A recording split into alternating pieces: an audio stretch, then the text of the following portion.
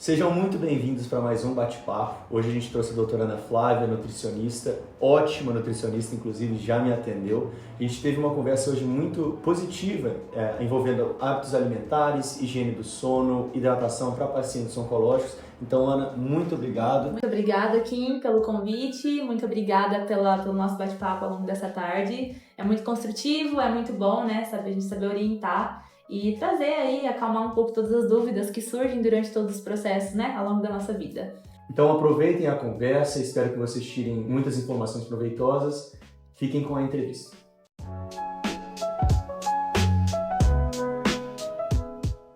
Bom, Aninha, a gente sabe que durante um tratamento oncológico, o paciente sente muito cansaço, perda de apetite, às vezes fica com a imunidade fragilizada. Então, o que você recomendaria para esse paciente, pensando em manter uma dieta balanceada, talvez uma prática de uma atividade leve? O que você recomendaria para esse paciente? Bom, acho que para esse paciente a gente já tem que ter todos os cuidados possíveis, né? A gente está trabalhando num corpo onde ele está muito sensibilizado. Então, é um pisar em ovos, mas com cuidado, né? E o afeto a gente conseguir abraçar e entender também que não é todo dia que ele vai estar bem. Sim. Mas o principal, eu acho que a gente saber priorizar e padronizar, claro, a energia, né, que ele precisa ao longo do dia. Tem que entender, sim, que gera um processo de desconforto, de muitas náuseas. Então, tem que saber também suplementar, né, adequar essa alimentação de uma forma, talvez, que ele tenha muito descontrole para conseguir comer toda a quantidade que a gente estabelece, porque é um paciente que gasta muita caloria também. Sim. E justamente por isso que tende a ter uma perda de peso muito rápida, porque não consegue suprir essa caloria de trabalho durante o tratamento. Então a gente entra com as suplementações, na maior parte das vezes, líquidas, né? Sólidas, para conseguir adequar todo o consumo mesmo energético, buscando o bem-estar. E a importância da gente ressaltar também, com bons suplementos, no caso, que atendam toda a necessidade, tanto de carboidrato, proteína das gorduras boas, que são importantíssimas também durante o tratamento, mas principalmente os minerais. Sim. Né? Então, assim, todo aporte de vitaminas essenciais ali, complexo de vitamina D, B12, C, que é uma vitamina antioxidante muito importante durante o tratamento e que às vezes passa em branco. Então a gente conseguir também trabalhar com isso é importante. O segundo ponto, eu acho que é conseguir manter esse paciente minimamente ativo, para ele pelo menos conseguir gerar um bem-estar, né, para o organismo. Claro que a gente não cobra algo que seja diário, Sim. porque tudo depende muito da forma como ele tá, né, naquele momento. E o terceiro é garantir pelo menos para que ele tenha uma qualidade de sono que seja tranquila, né? Ser boa é muito difícil, mas que seja tranquilo para ele durante todo o tratamento. E um ponto muito importante é a gente lembrar da hidratação. Sim. Paciente oncológico tende a ter uma desidratação muito rápida. E são pacientes que, na maior parte das vezes, eles retêm muito líquido por conta do tratamento em si, né? Por conta das químios, na maior parte das vezes. Então, tende a ter uma retenção maior. É onde gera os cansaços, principalmente fibrilações em perna, né? Em membros inferiores, principalmente pensando na vasodilatação dessa região. Então, a gente conseguir cuidar muito bem da hidratação do paciente. Às vezes, a palatabilidade da água fica muito ruim. Sim. Porque gera um gosto amargo na boca. A gente já viu casos como esse, né? De ver um paciente com gosto de ferro muito constante na boca. Então, a gente garantir também, às vezes, que ele não consiga tomar água naquele momento, mas que a gente procure introduzir na alimentação, que seja um pouquinho de um suco natural introduzido com mais água, mas para que ele não tenha desconforto, o principal é conseguir manter esse paciente hidratado. Perfeito. Independente da forma, a gente precisa trabalhar pensando nisso também. Inclusive, é muito comum a gente ver os pacientes enfrentarem altos e baixos durante o tratamento, às vezes o cansaço que acumula, ou é uma notícia não muito boa, não era a notícia que esperava, chega, vai batendo um desânimo. E eu acredito que se o paciente se mantém minimamente ativo ao que consegue, mantém a alimentação o melhor que consegue, e tem um cuidado maior com o sono, ele já vai ter mais energia para enfrentar esses desafios. Com certeza. Então, eu acho que essa parte de tomar cuidado com a hidratação, com a alimentação, com a atividade, para manter minimamente ativo, é um aspecto crucial no tratamento. Muito, e a gente conseguir alinhar isso, inclusive, por exemplo, com um tratamento também psicológico, né? Sim, Com sim. um bom conselho psicológico, né? Ter ali um bom tratamento, cuidado também, para esse paciente sempre se sentir que ele tá abraçado, ele Sim. tem um suporte que tá gerando ali um controle para ele. Eu sempre falo que a gente acaba gerando, a gente é aquela cerca que apoia, Sim, né? sim. Então, assim, naquele momento que fragiliza, a gente tá ali sustentando e segurando na máxima que dá para conseguir ver que a ideia é que ele chegue no final de ciclo que seja muito bem, né? Sim. E que diante de qualquer tipo de tempestade que passe, ele consiga olhar para trás e falar, Passamos, sofri, mas passamos e valeu a pena. Exato. Então, seguindo um pouco ainda nessa linha, quais seriam os 3 princípios alimentares que você recomendaria para esse paciente oncológico? Bom, o primeiro é para a gente conseguir manter uma boa introdução alimentar, né? É claro que tem pacientes que conseguem ter uma alimentação normal, então que conseguem seguir com uma alimentação toda sólida, estruturada, que ele consegue mastigar, e tem outros que não conseguem. Sim. Então a gente tem que saber estruturar e trabalhar com os diferentes tipos de pacientes que a gente tem. Mas acho que o principal que a gente poderia falar agora é da composição mesmo alimentar, né? Sim. Um paciente oncológico, quanto melhor a qualidade, mesmo maior a quantidade de cor no prato dele, mais construtivo é. Isso a gente fala que são para todos, né? Todos os indivíduos em geral, mas para esses, eles chamam uma atenção maior. Principalmente dependendo, às vezes, do tipo de câncer que a gente está trabalhando naquele paciente, né? Qual que é o fator predominante. Mas a gente saber montar também uma boa qualidade, saber introduzir todos os grupos alimentares da maneira correta, saber ponderar, às vezes, um consumo de oleaginosos para aquele paciente, não abusar de alguns grupos do carboidrato, né? A gente sabe muito bem, vai abordar melhor isso um pouquinho, mas também não faltar proteína, que isso é uma grande chave. Paciente oncológico tende a não ter um consumo proteico muito alto. Então a gente tem que saber pelo menos dosar o pouquinho e ir subindo conforme as necessidades dele, suplementar, que acaba sendo uma viradinha de chave para ajudar no controle. O segundo é ajustar, o que a gente já falou anteriormente também, é atender o paladar da hidratação e saber respeitar o que ele precisa, né? E o terceiro é não abusar do controle, né, do aumento aí dos doces durante um tratamento. Acho que isso é muito importante a gente sempre ressaltar, e eu sempre gosto muito de ressaltar isso nos pacientes, que são casos que a gente tem que controlar um pouco mais a ingestão desses. É muito comum a gente ouvir, inclusive, do carboidrato mais do açúcar como um grande vilão no tratamento oncológico ou como causas oncológicas. Sim. Qual que é a sua perspectiva nisso? Bom, durante alguns tratamentos a gente inclusive consegue, né, ver isso na prática. Pacientes em tratamento oncológico, eles tendem a ter sim, às vezes, esse aumento o apetite formado para carboidratos simples. Então, gosta muito de comer os grupos dos carboidratos simples. Então, a gente tem os doces, né, tem as massas em específico, tem o grupo das farinhas brancas. Então, é algo que nesse momento a gente não tira, mas a gente controla a ingestão, que é muito importante.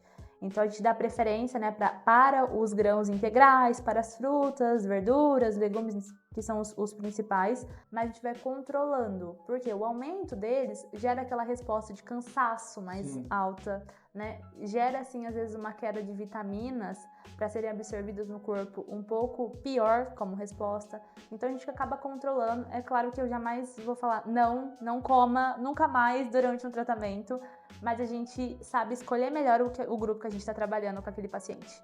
E esses sintomas, inclusive, eles são muito comuns, inclusive em pessoas que ainda não descobriram o câncer. Sim. Você tem, principalmente para cânceres malignos, eles aumentam muito o metabolismo. Então, a pessoa começa a emagrecer do nada, começa a comer mais doce do nada. Então, começa a ter dores do nada também, exato. né? Então, E normaliza isso. sim. E eu falo, isso é muito importante da gente ressaltar também, que normalizam dores. Nenhuma dor é normal, gente. A gente tem que entender isso. Exato. A gente não pode normalizar a dor. Pra quem é meu paciente sabe muito bem, eu prezo isso toda vez. Não é normal você falar assim, eu sinto uma dor, mas é uma dor leve. Não é assim. Então a gente tem que saber que, acho que tudo isso começa com pequenos sintomas. E na hora que você vê, né, ele tá num ponto onde já virou algo muito grande no organismo. Sim. Muitas vezes, eu acho que inclusive já deve ter acontecido com a maioria dos nossos espectadores, se abre Instagram, abre TikTok, inflamação e dieta anti-inflamatória e não sei o que. Qual que é a verdade nisso? Qual que é o papel de uma dieta anti-inflamatória ou de hábitos contra a inflamação para uma pessoa que quer prevenir ou que está em tratamento do câncer? Bom, eu acho que quando a gente fala principalmente dos preventivos, né, a gente entra muito na questão, primeiro, dos exames periódicos. Eu acho Sim. que esse é uma virada de chave, tanto para pacientes que estão em remissiva, que estão em controle, né, ou que estão pensando mesmo na prevenção. Principalmente quando a gente tem, às vezes, um histórico genético também, apesar que a gente sabe que não é só histórico genético. Mas nessa questão de inflamação, talvez eu ainda repetiria muito a questão do hábito construtivo. Então, de manter uma boa qualidade alimentar, né? Parar de abrir... Gente, a gente não tem noção do tanto de alimento transgênico que a gente tem hoje em dia, né? Então, assim, tem vezes que a gente compra um alimento que a gente nem sabe o que tem lá dentro. Sim. E a gente, às vezes, é um alimento que você faz uso todos os dias. É claro que isso a longo prazo vai gerar algo ruim para o seu organismo. Assim como, por exemplo, os temperos prontos, Sim. né? Acho que é algo tão... As pessoas normalizam tanto usar um tempero pronto, é só um pouquinho no arroz, é só um pouquinho na salada, e não tem noção o tanto, até mesmo artigos a gente acha de artigos científicos que mostram, né, a incidência do uso desses temperos, por exemplo, na alimentação. Então são, às vezes, pequenas condutas que a gente vê que muda muito o hábito alimentar e diminui, né, claro, aí um possível diagnóstico futuro. Mas também controlar a qualidade de sono, que a gente sabe que na maior parte das vezes é onde a gente tem estímulos, principalmente hormonais, que fazem com que aumente, né, a tendência. E qualidade muito importante relacionada ao controle hábito intestinal. Sim. Um hábito intestinal é importantíssimo estar regulado, principalmente pensando assim na barreira intestinal formando bem, porque todo o nosso sistema imune também parte dali. Então nada adianta você ter bons hábitos e não ter um intestino que funciona. Sim. Né? Sim. Eu acho que a gente conseguindo manter isso bem trabalhado, tem tudo para ter um processo de longevidade cada vez maior e melhor. Sim, eu ainda incluiria a questão da atividade física moderada. Perfeito, claro. Você tem redução do cortisol, redução do estresse. Com certeza. Redução de endorfinas. Ocitocina, principalmente, né? Serotonina aí. E uma das coisas que pouca gente sabe, mas o maior indicador de sobrevivência no câncer e que você vai passar por um tratamento bom e que sua recuperação vai ser rápida é a quantidade de músculo. Com certeza. Principalmente nas pernas. Tanto que a gente fala muito dessa questão de pacientes que estão em tratamento, né? Acabam se tornando a longo prazo pacientes sarcopênicos. Sim, porque eles tendem a ter uma perda de massa muscular muito alta. Então, quanto mais ativo você for, quanto mais trabalho muscular você tiver e quanto mais músculo a gente tiver trabalhando naquele corpo, a ideia de sair muito bem de um tratamento, né? É claro que muito bem não é, às vezes, o chegar bem. Mas a chance de você chegar muito bem no final do processo dá uma garantia melhor mesmo de qualidade de vida. Então, a gente tem que bater muito nessa tecla, assim, né? De construção e muito bem colocado também gestão da proteína. Sim, né? sim. Todo mundo pensa que é só atividade física e o não alimentar corretamente. Se só treinar para um paciente oncológico, por exemplo, só isso não basta. Sim. Ele precisa também pensar em construção de massa, de densidade muscular para conseguir controlar tudo que está acontecendo no corpo dele no metabolismo total, né? Inclusive, meu pai, quando ele teve um câncer muito agressivo na coluna. Sim. A razão pela qual ele consegue andar hoje é porque ele tinha ligações de memória muscular mesmo muito bem estruturadas. Então ele conseguiu recuperar de um diagnóstico de tetraplegia por causa da atividade física constante prévia ao câncer.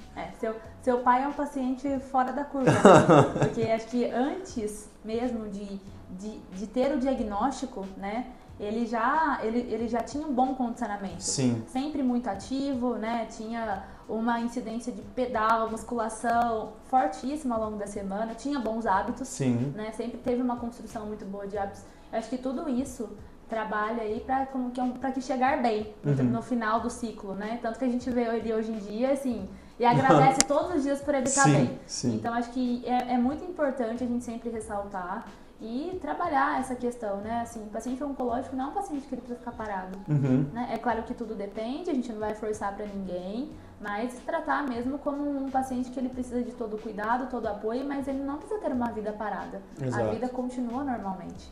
E a gente, às vezes, parar esse paciente se torna até pior. Sim, né? Inclusive agradecer muito o trabalho dos TOs, né, terapia ocupacional, Sim. físio, educadores físicos, porque eles realmente dão um embasamento. Complementaram o nosso Aham, trabalho, né? exato. Eles complementaram o nosso trabalho. E toda essa ajuda multidisciplinar eu acho que faz total diferença durante o tratamento. Sozinhos, na realidade, a gente nunca faz, né, um trabalho bem feito, mas quando a gente conta com a ajuda de bons profissionais, eu acho que tem tudo para ser um trabalho perfeito, né? E que consiga realmente formar aquela cerca que dá todo Sim. apoio para o paciente, Exato. que nós somos, na realidade, a sustentação dele, né? Junto com a família, claro, né? Com tudo que envolve o lado do paciente, o lado individual do que é benéfico para ele também. Sim.